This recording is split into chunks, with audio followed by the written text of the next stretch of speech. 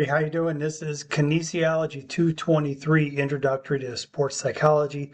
This video is specific to the syllabi and will provide a little overview regarding the syllabi, the course layout, as well as course schedule. So let's go ahead and kind of scroll through this here. You have to understand that the syllabi is kind of a three-party agreement between you, the student, myself, the instructor, and the college. And within the document itself, it outlines some agreements in place that are implied regarding if you do XYZ regarding homework and tests and quizzes, then you'll earn a particular grade. And the college also uses this document as an information piece to be able to advise students regarding some of the services we have on campus. So with that said, as we scroll through here, some general course information, 3 credit hour course, some online expectations. You're going to have exchanges with other students. Please make sure you keep those professional. The first big class is March 10th. Starts March 10th, excuse me. And then the last day to drop is 1 week thereafter, which is March 17th. Spring break, we have off from March 24th to March 30th. And then we have 2 days where the campus is closed, and that does play into our homework assignments just a little bit, and I'll explain that a little bit later on here. And the last day to withdraw from the class is April 28th, and I hope you don't get to the point where you have to withdraw from the class. Hopefully you reach out to me long before you feel the need to withdraw, and we can maybe work up some kind of arrangement where you can actually get the work done for class. My information, which is also on Blackboard, I have a phone extension on campus. It's 925-FIT1, that's 3481. Kind of cool, if you ask me. But I'm an adjunct. So as an adjunct, I don't have a physical office, and so I don't have a phone sitting on a desk, and I can tell you I don't think I've ever checked the voicemail on that phone number. The best way to reach me is a Fleisch, and what you'll notice is, though my last name is Fleischer, the way Harper College did their emails when I started here 6 years ago, it was A and then X amount of characters for last name, and it cuts off the R in my last name. So many times people call me Professor Fleisch, Instructor Fleisch, but it's actually Fleischer. For office hours, those are by appointment, and those are via WebEx. Then the best way to reach me is email. I have had calls where students have asked me to meet them on campus, which I'm agreeable to, but it's kind of a challenge because I work a full-time job outside of Harper as well as teaching at Harper. So it's a bit of a challenge, and I prefer WebEx if we can pull it off. Go down here a little bit further. You should have understood the course description when you enroll for the course, but it's a sports psychology course that focuses on or provides an overview of sport and exercise psychology by focusing on human behavior in certain types of situations. And I'll let you kind of read through the rest of that at your leisure. Here are course outcomes, number 1 through 12, and you're going to hit pretty much all of those in the next 8 weeks. Make sure you have a device, and also the connection to the internet. If you don't have a device, then I have to presume you're probably not seeing this video, but let's just say you are. Harper does have resources for people to have loaner. I think Chromebooks is what we use, but I would reach out to Harper, and we'll see in here. I have a section in the syllabi for resources. Required materials, Foundations of Sport Exercise Psychology, with edition by Weinberg and Gold. Those are the ISBN numbers for digital and print, and I think that digital is actually quite cheap to rent, if I remember correctly. It might be the way to go. You can go to humankinetics.com to their website to go ahead and source that. So let's go ahead. I'll go past this Blackboard stuff because we already talked a little bit about technology, but I want to point out, if you have an issue with technology, specifically Blackboard, that's what the LMS that we use for this class. We do have a support page, and we do have an entire department that's dedicated to helping students if they have problems with Blackboard. Further down, I will tell you this. Every once in a while, I have a student who has a particular Apple iOS, and that Apple iOS is just not compatible with Blackboard. You can get in, you can log in, you can do your work, etc., but when you submit papers, on my end, it shows up as a blank paper, and I'll put a 0 in there as a way to force communication between us. And I've had that happen where I've had to put the 0 in, reach out to the student, say, here's why I gave you a 0 because I can't open your assignment. Can you maybe make it a PDF and send it to me? So if that happens to you, just realize there are ways where we can make this happen and actually get your stuff graded. Which brings me to assessment overview. If we look at assessments, we have 8 posted response, we have 15 written assignments, give or take, depending upon how the schedule lays out. Occasionally we end up with one less, but usually it falls right in place of 15 written assignments, 8 quizzes, one at the end of each week, and then we have 4 exams. And that's your point total for the course, and then you can just multiply by 0.9 times 395, and that gives you your ticket to the A train, right? That's all you got to do is have that many points and you get an A.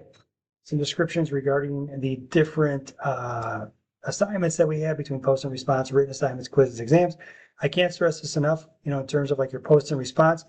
You'll be asked to create some posts, and they will have a word amount that we're looking for. It might be like 150 words, might be 75 words in terms of response. And also, if you're referencing materials or referencing information in the post or the response, you need to cite it, and you have to use APA style. So to that end, I've often found that like some of the students I have, they're kind of challenged on the APA.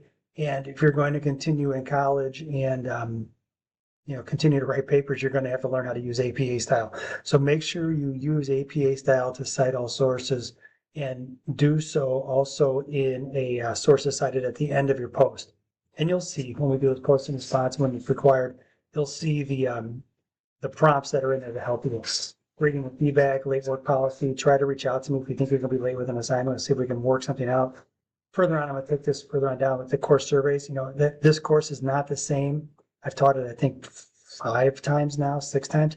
And this course, as it stands, is not the same as it was 4 years ago when I first started teaching this class. So to that end, I look at those surveys, I take feedback from the students, and I implement it into my courses. And sometimes I do it real time. If you find something in the course and you're kind of confused, and I look at it, I'm like, well, I can see where that doesn't make sense. I've rewritten assignments partway through the course just because of feedback from students. So, feel free to reach out and think of this in terms of like a collaborative effort. Some college policies regarding student code of conduct. These are things you should all know. You're already a 200 level student, but cheating, plagiarism, falsifying information, they all kind of fall under that code of conduct. And I would take a moment, if you're confused on any of those, to click on here and go ahead and review those, because they are kind of important in our class as well as other classes. We have some other information regarding code of conduct page, etc. If you have some issues with an instructor or issues with other students, we have ways to go through the dispute resolution. Email notifications, I make it a point to try to connect with my students and stay connected. But you got to understand, sometimes on a weekend, you might not get a response till Monday. That's just how it works. And you'll probably get a response from me anyways, but just realize it's the weekend after all. You might have to wait until Monday, and even during the week, it might be a 24-hour, but usually it's not. Just want to point that out there. You have the right to privacy regarding your records. If somebody calls and asks for your records, I can't give that to them without your consent. Blackboard policy, and then alternative format. So I want to scroll down here a little bit further. And student support resources. I mentioned like Chromebooks, etc. If you need help, need services, need any, you're facing food insecurity or home insecurity, or you need to arrange rides to and from campus, this is the link you click to get to those types of resources on campus. And believe me, you're surrounded by a ton of them. And believe me when I tell you, there are people who work in this entire department whose sole mission in life is to help students who might need help. So I stress this every time in every one of my classes. No student ever need suffer in silence, ever, at our campus. And many times when you leave Harper and go to your next stop, they have many of the same resources. So, I would advise you to take a moment, maybe look at this page, and also take a moment to look at the student support resources page that deals with some of the other issues you might be confronted with in terms of, issues or pressures with the relationships, mental health, alcohol or other drugs, etc. There are ample counseling services on campus. We also have a number of resources in place to protect students if they feel like threatened from an outside party or threatened, from somebody on campus. And those are things that all can be escalated. And we've even had cases where students have just reached out to their instructor about trouble in a class. And we have a thing behind the scenes called Starfish, where we can create a starfish and it goes out to everybody in your orbit. And it lets them know that there's a problem going on within your world. And so now it starts a whole series of events where we can actually help the student. So I would urge you to take a look at both of those links if possible. And then further down, ADS, ADS if I have a student who has maybe like a 529, an IEP, if those are things familiar to you, then probably this department has already reached out to me regarding some accommodations I'll make in terms of quizzes or tests or helping the student a little bit further. And that's something I'm quite happy to help with. So let's go a little bit further down. This is going to look a little bit wonky. It's going to look different on yours than mine because I use midnight for my word. Just easier on my eyes, where you guys will probably have the white backdrop. But this sets up as red, orange, and this is actually yellow right here. This area, it looks like a dark green. This is yellow probably on yours. And then green. So Roy G. Bibb is the way I do my stuff and organize my stuff. So you'll see the layout. We have Module 1, March 10th through the 16th. Everything's due on the 16th here. And then if we take a little further, we have March 17th, and then everything's due on the 23rd.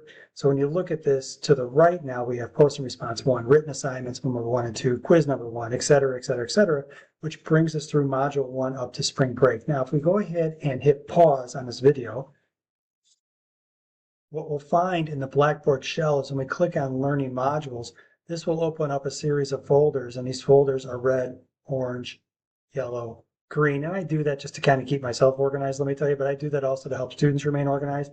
And even when you get in here, you'll open up, you'll have the week 1, here's all the content. The content's in red. You know, we have chapter 5 content. Let's just open that for the fun of it. And even in here, what you'll find is like the slides are in red. So I try to color codify everything. So when you look at it, if you're trying to find something in particular, it's many times easier when you see that color codification. You know, you should be in the red, but you're looking at green slides, you know you're in the wrong place. So my point to you is, I know this helped me as a student, and it certainly helps me as an instructor as I'm teaching like 4 or 5 classes at a time to remain organized and have at least an idea of where I am in the context of a class. So with that, guys, I'm going to go ahead and end this presentation here. I urge you to switch from what'll be syllabus and schedule, which is right here, where this video will be, to now going over to learning modules. All right, guys, thank you so much.